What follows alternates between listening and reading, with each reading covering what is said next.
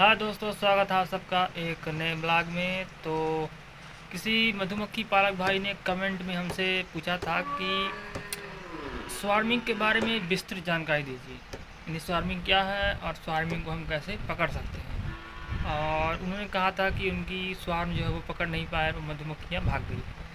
तो चलिए आज फिर स्वार्मिंग के बारे में हम विस्तृत तरीके से जानते हैं स्वार्मिंग क्या है, और क्वीन भी स्वार्मिंग के पहले क्या साइन देती है, भागना है या नहीं भागना है। तो इन सब के बारे में आज हम इस ब्लॉग में जानते हैं। वैसे तो कई सारी वीडियो हमने पिछले सीज़न में बनाई हुई थी, लेकिन चलिए कुछ आज भी जो है हम आपको बताते हैं ब्लॉग में।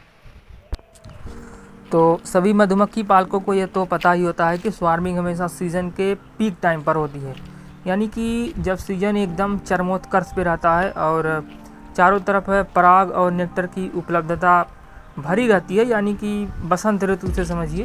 तो उसी समय स्वार्मिंग मधुमक्खियाँ करती हैं। अब मधुमक्खियाँ स्वार्मिंग दो कारण से करती हैं।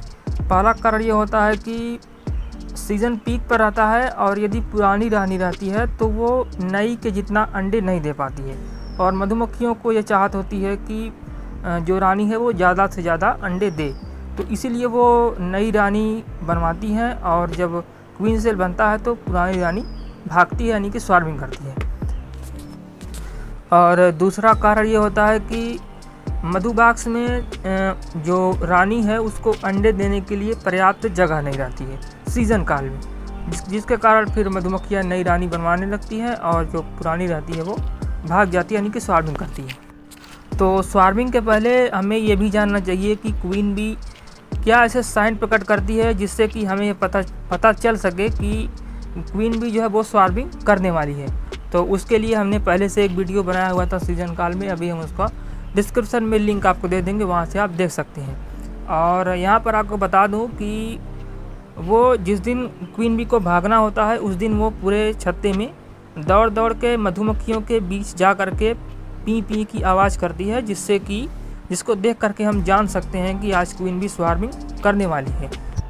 तो मधुमक्खियाँ जब स्वार्मिंग करती हैं तो पहले दिन अपने आसपास के किसी पेड़ पर छत्ता बना लेती हैं, जंगली मधुमक्खियों की तरह। और यदि 24 घंटे के अंदर मधुमक्खी पालक उसे पकड़कर वापस अपने बॉक्स में डाल लेते हैं तो मधुमक्खियाँ आ जाती हैं, और यदि नहीं डाल पाते हैं तो 24 घंटे के बाद फिर मधुमक्खियाँ भाग जाती हैं। और फिर वह हालांकि कभी छत्ता नहीं बना पाती हैं जंगली मधुमक्खियों की तरह, लेकिन उन्हें कभी पकड़ा नहीं जा सकता। फिर तो मधुमक्खियों के स्वार्मिंग को कैसे पकड़ा जाए उसके लिए भी वीडियो हमने पहले से अपलोड किया हुआ है अपने YouTube चैनल पे, तो मैं इसका डिस्क्रिप्शन में लिंक दे दूँगा, वहाँ से आप जा कर के देख सकते हैं पकड़ने की पूरी प्रक्रिया। क्वीन भी जब भी भागने के संकेत देती है तो 101% आप गारंटी मानिए कि वो स्वार्मिंग के साइन दे रही है, और निश्चित रूप से उस बॉक्स में कहीं न कहीं कोई न कोई सेल छूटा हुआ है या फिर नई रानी बन रही है, इसीलिए वो भागने के साइन देती है।